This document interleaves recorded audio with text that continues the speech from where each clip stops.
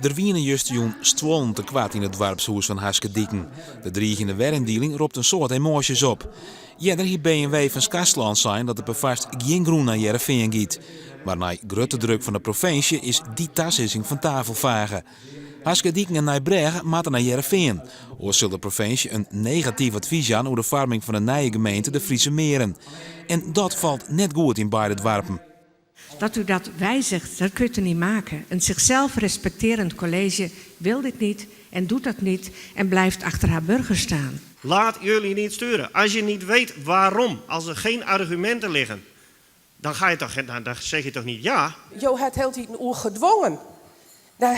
Dat krijg ik een hele vieze smaak van in de molen. Dan heb ik het idee, ben je hem chanteren trot de GS? We hebben al je keuren voor gehoord. Ik zag in kwartskoffertijd Heerenveen die versloert de hele zaak. Oké.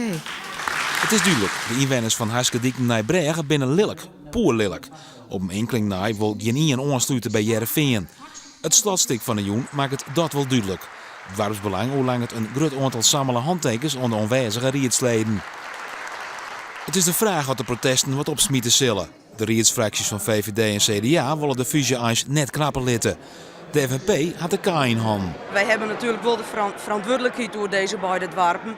Maar we hebben ook de verantwoordelijkheid voor de 50.000 orenmeesten die in deze drie gemeenten wonen. Dus het is zo slimmer dat ik is, maar toch maar afschieten. Nou, joh, probeer je mij wat woorden te ontlokken. En ik vind dat dit net de arena is om dat te sissen. Op 20 april zal er hier in Skastland praten over de werindeling. Maar de kans ligt het groot dat de gemeente Heerenveen in de toekomst hele ontevreden dorpen binnen de grenzen krijgt.